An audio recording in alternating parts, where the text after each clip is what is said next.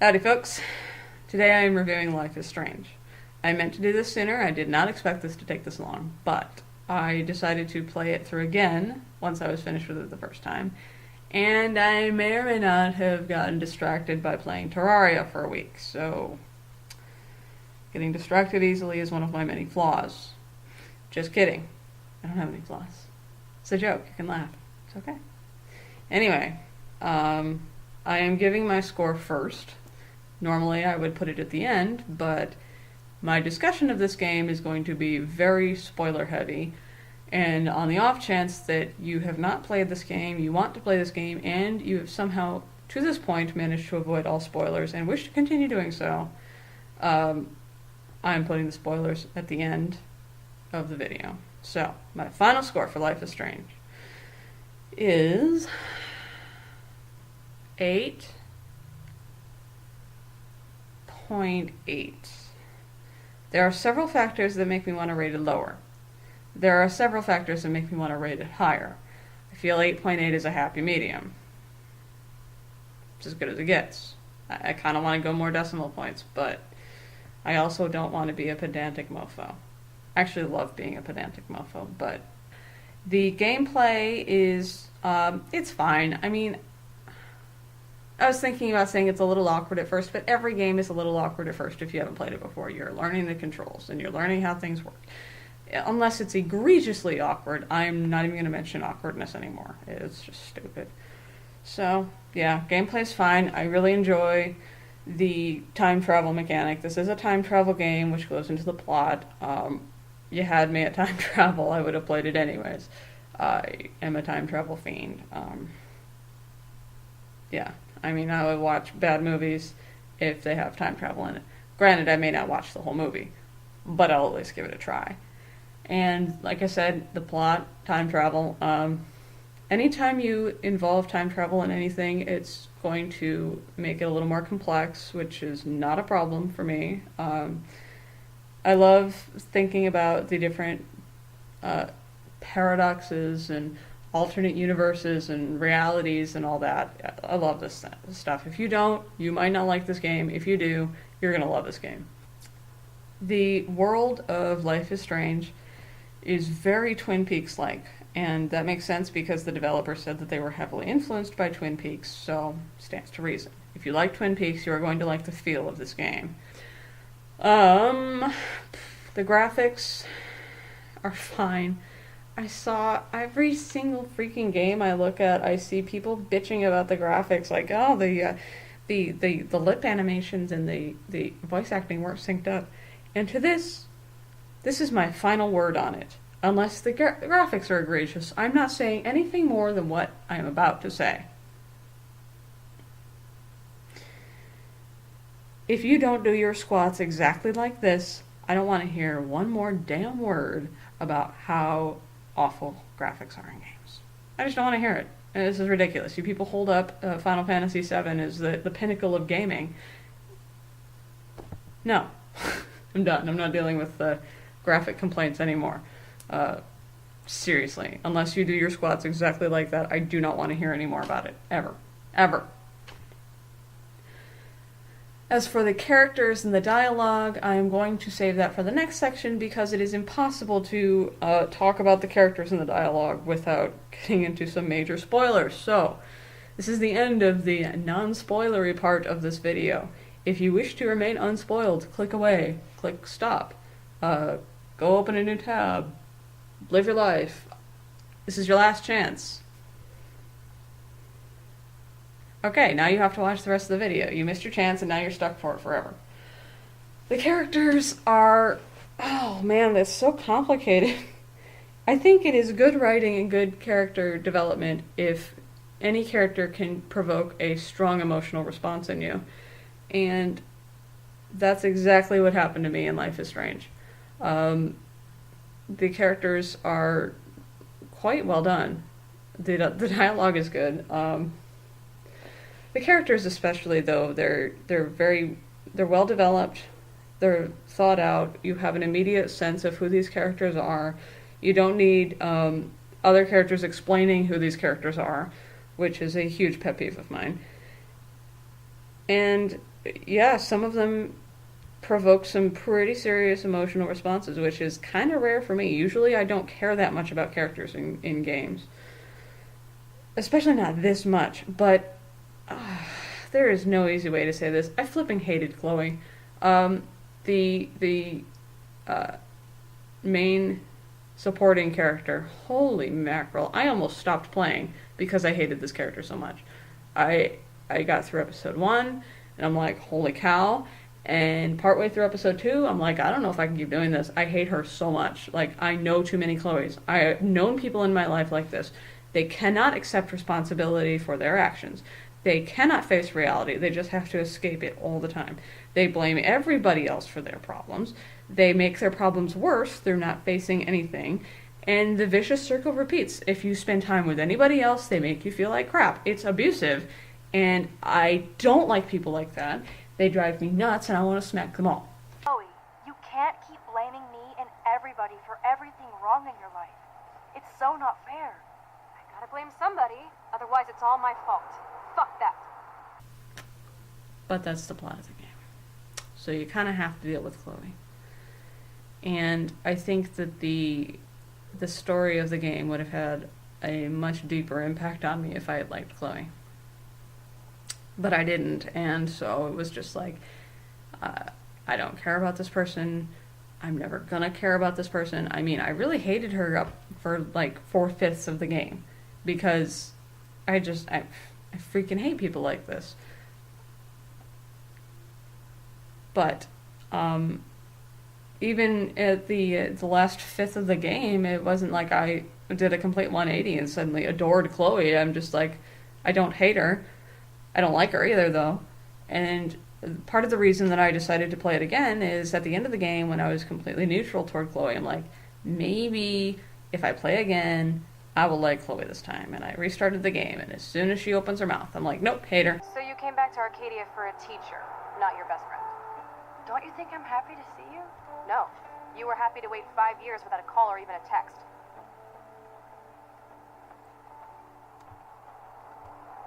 Give me a break. I was going through changes.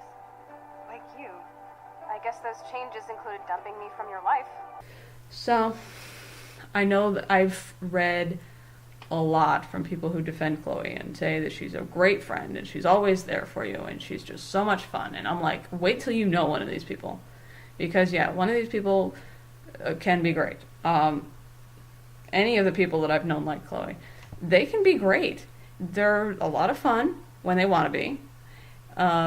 They're very loyal to an extent, but it's not worth the abuse. And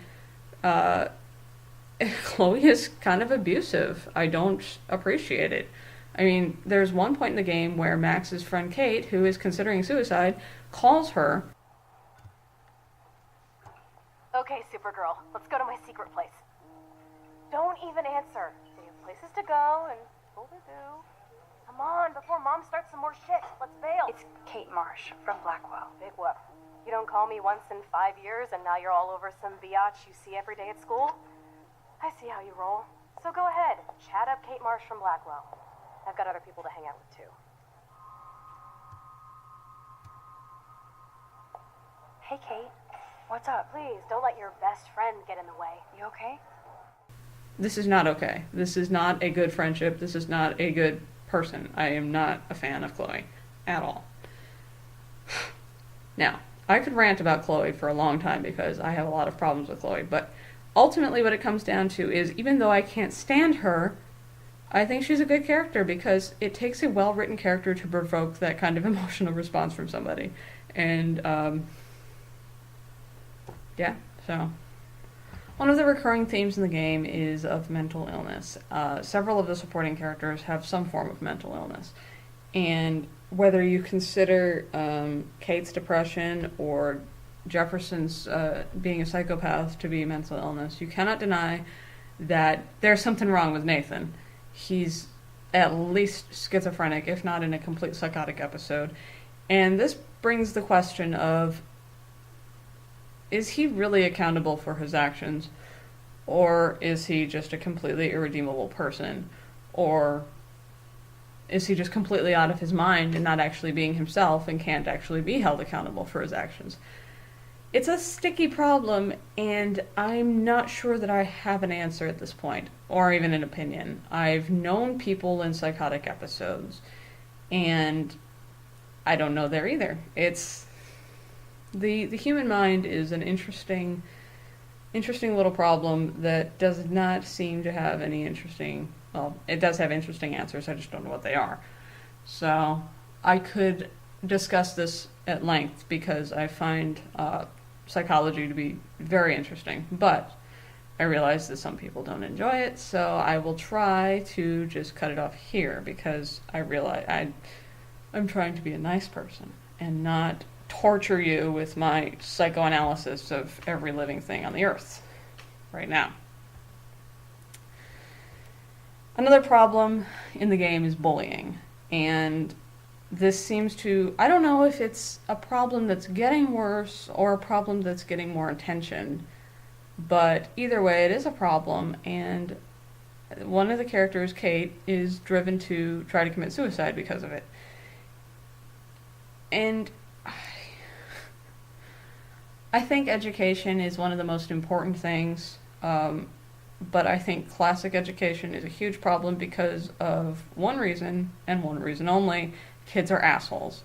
And if you get a sensitive, impressionable child together with 29 other children, 25 of whom are irredeemable assholes because they've seen their parents being assholes, that kid, the impressionable kid, is going to get messed up. She's going to get picked on. He's going to get bullied. And because he's a sensitive little kid, or she is, they're going to take it to heart. They're going to end up pretty messed up.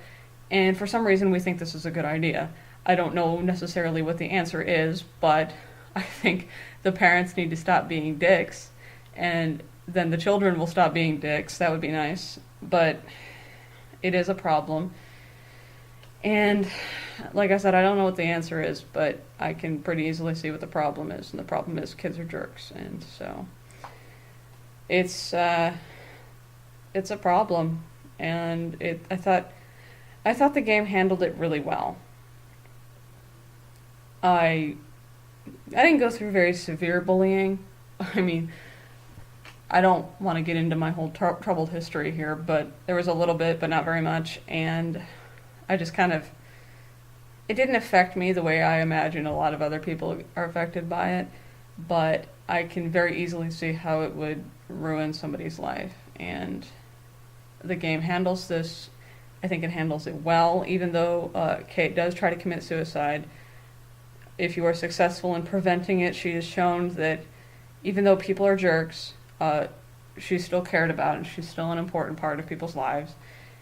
And I think everybody just needs someone to show that to them. We all need someone to care about us. And it heartened me that after the suicide attempt, I saved her in both playthroughs. I couldn't not. She's so sweet and innocent, and I just love Kate, and I couldn't let her die, so I had to save her. But it heartened me that afterward, the main bully that was bullying Kate actually showed remorse, and I don't think that she was faking it. I think she actually felt really bad, and she didn't realize exactly what the effect of her bullying had on Kate. And it heartened me, because you can go see the stats of the decisions that other people have made playing this game. And it heartened me to see that most people did save Kate. But there were 17% of people or something who didn't.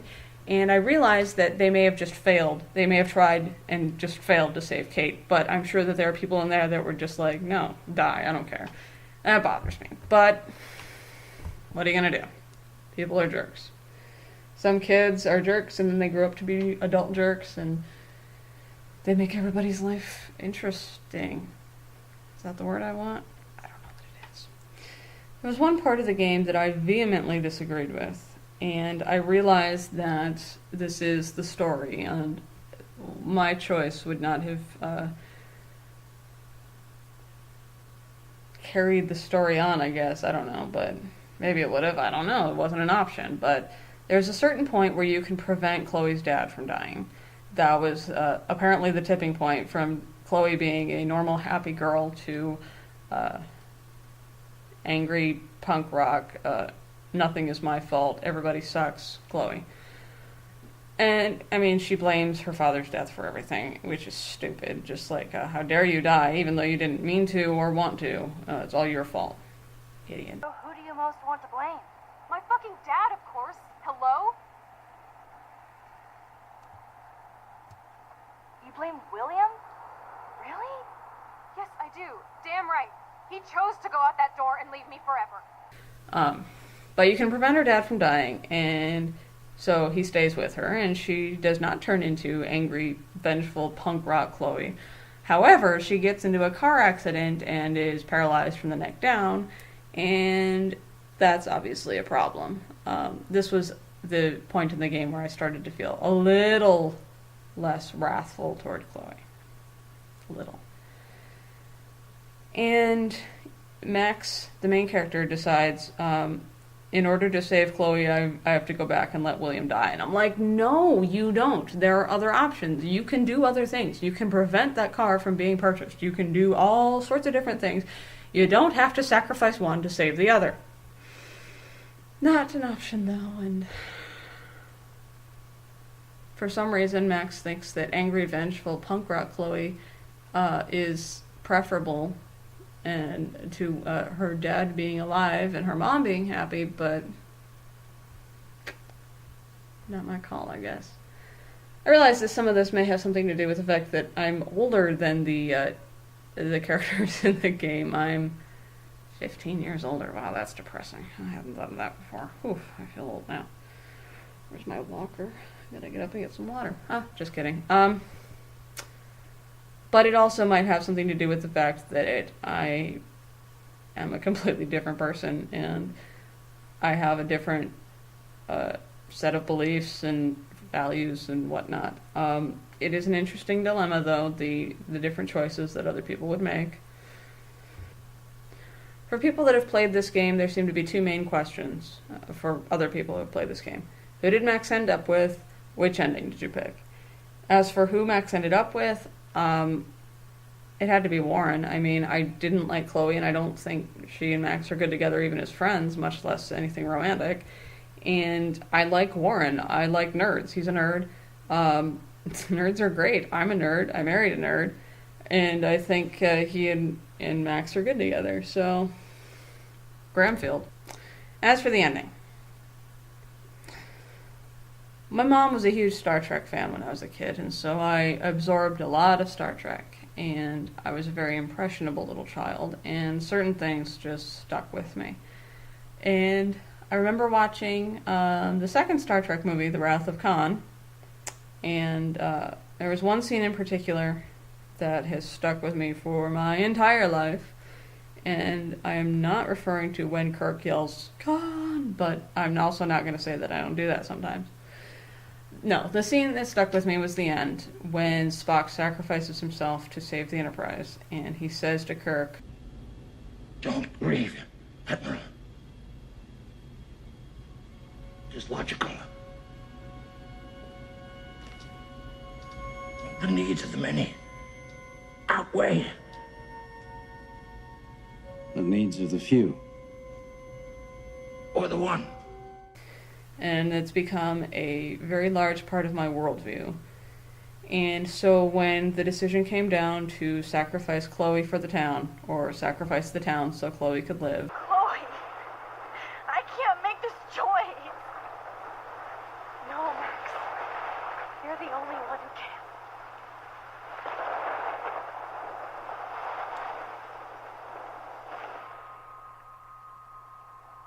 it was a no-brainer. I knew the decision was coming. I had been spoiled on the game long before I played it. I knew it was coming. I put myself into Max's position of having to sacrifice someone that I really cared about. And the entire time I just had Spock in the back of my mind. The needs of the many outweigh the needs of the few. So I sacrificed Chloe. And I mean, people that love Chloe, it's a difficult decision for them. It really wasn't for me. I know that anyone that would be close enough to me to be in the position to possibly be sacrificed would want me to, sacrifice them for the good of the town, because this is the kind of person I hang out with. And also, I'm a white knight do-gooder, so, yeah. I did, however, go through again, and this time I picked the ending of Sacrifice the Town for Chloe, and either way, it's a 30-second video of what happens, and then you get credits, and so ending problems, as usual, as per norm. So, the ending in Chloe and a couple of the decisions in the game brought it down to 8.8, but I still highly recommend you play this game. It is a very interesting game. It is deceptively deep. You would not think that there would be so much in this game, but there's so much symbolism and foreshadowing and moral ambiguity, and it's just a very interesting game. Plus time travel. Time travel is fantastic. So, my next review is a surprise. Even to me, because I don't know what it is yet, but I will come up with something. I have a couple ideas, I just haven't decided on anything, so we shall see. If you want me to review something, you can always request it, and I might actually do it. You never know. So, go play Life is Strange.